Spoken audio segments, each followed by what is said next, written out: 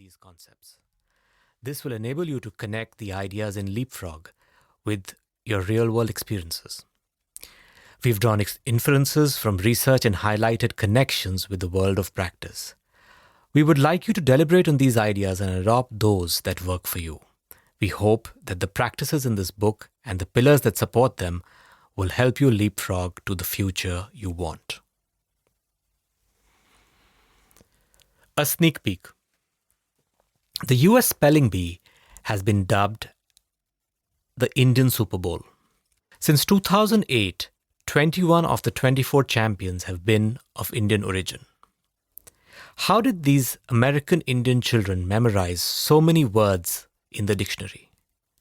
They had grit. It helped them overcome obstacles and challenges to achieve their long-term goals. Recruiters at the US Military Academy found that grit score effectively identifies cadets who are likely to graduate than those who might quit. In Chapter 1, you will learn ways to develop grit by engaging in deliberate practice, refining your mental maps, and embracing boredom.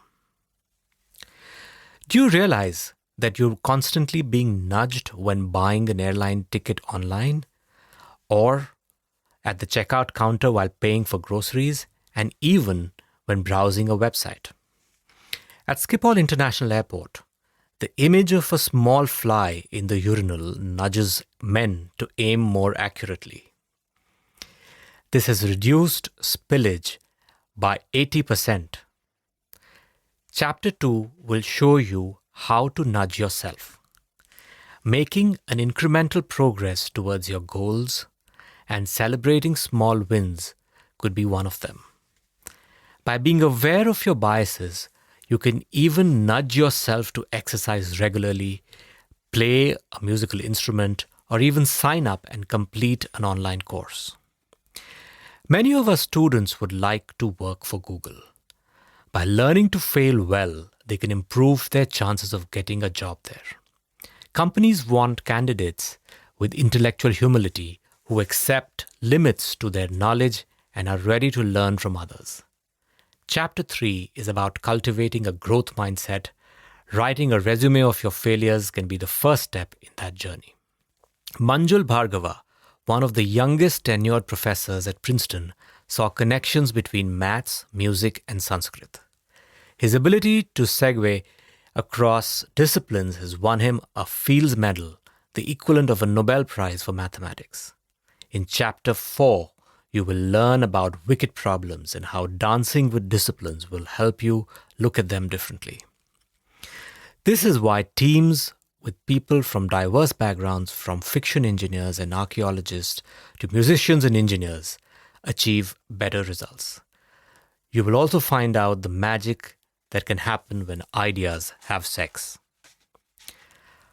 How can you extract meaning and knowledge from the deluge of information around you? Find out in Chapter 5, which describes the art of curation. Using simple rules, curation will help you bring order to chaos and become better at making decisions.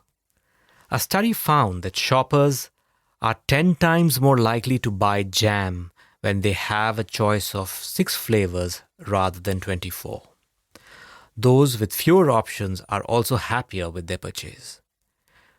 To curate, you need to narrow your choices with simple rules and identify bullshit. No wonder Warren Buffett wanted his personal pilot to follow the 5x25 rule to achieve his goals. Do you remember the old proverb, "A bird in hand is worth 2 in the bush"? It may be more relevant than you think. When the future is difficult to predict, expert entrepreneurs depend on this and other similar mantras to make decisions. In Chapter 6, you will also find out how the concept of a crazy quilt can help you build partnerships. Entrepreneurial thinking is more than just starting a venture. It can be an approach to life.